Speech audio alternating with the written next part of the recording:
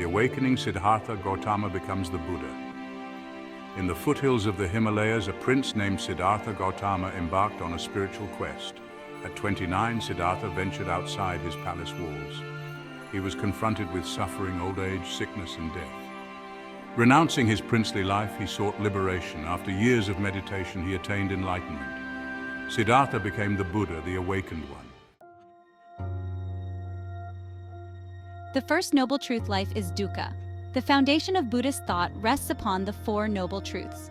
The first noble truth is dukkha, often translated as suffering. Dukkha encompasses a wide range of experiences, from physical pain and emotional distress to the inherent unsatisfactoriness of life. It acknowledges that life is filled with challenges, disappointments, and impermanence.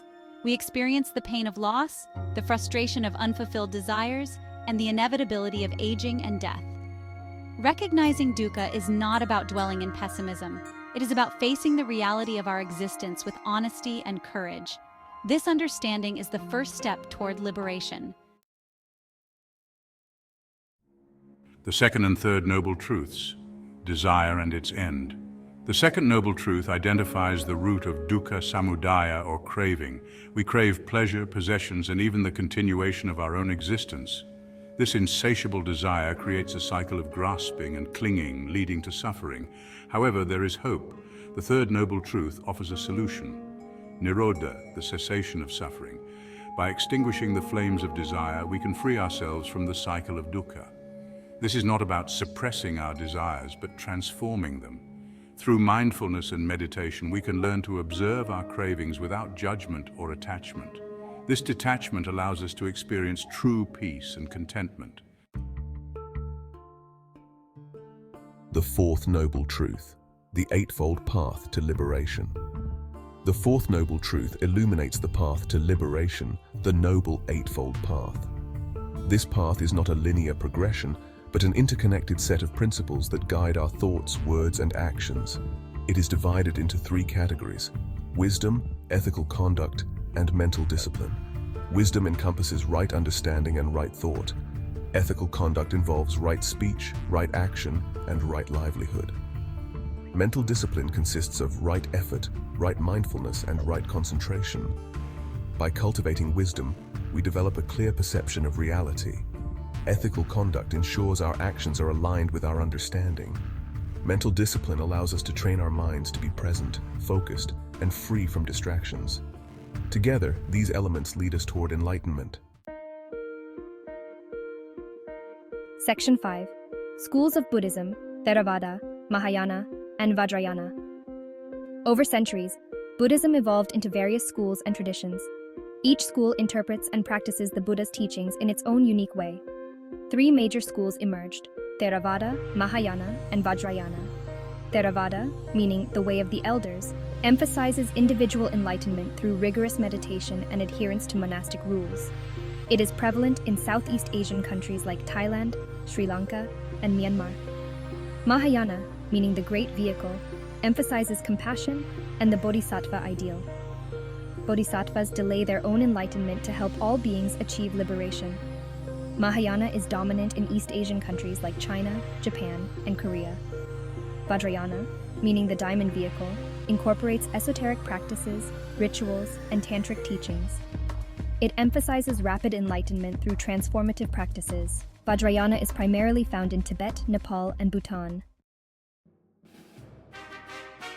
Section 6. The Teachings of the Buddha, exploring the Tripitaka.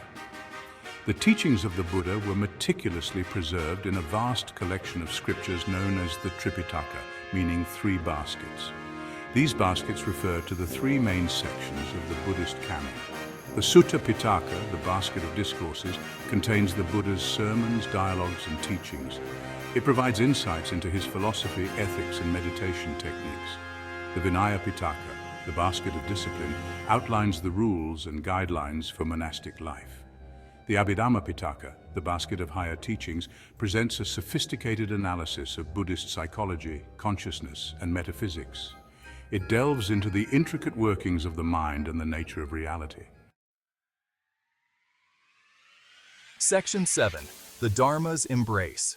Buddhism's Spread and Royal Patronage. Following the Buddha's death, his disciples diligently spread his teachings throughout India and beyond. Buddhism found fertile ground in the hearts of people from all walks of life. Its message of compassion, nonviolence, and spiritual liberation resonated deeply.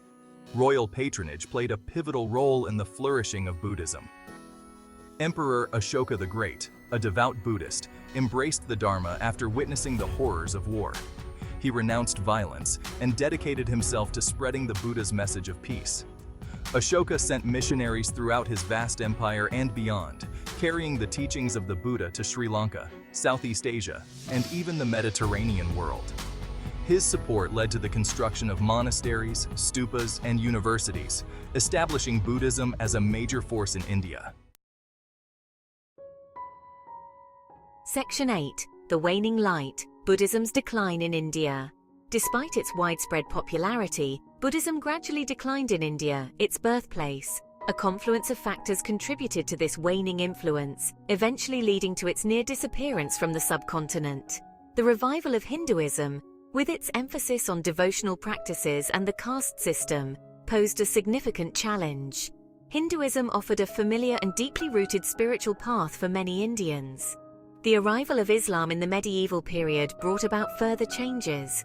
The destruction of Buddhist monasteries and institutions by invading armies weakened the religion's infrastructure. Internal factors also played a role. Over time, monastic life became increasingly insular, detached from the concerns of the laity.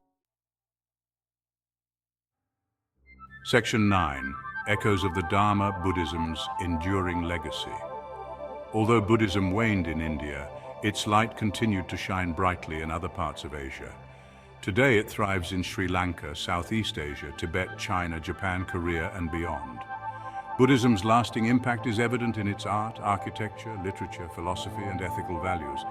Its teachings on mindfulness, compassion, and non-violence continue to inspire millions.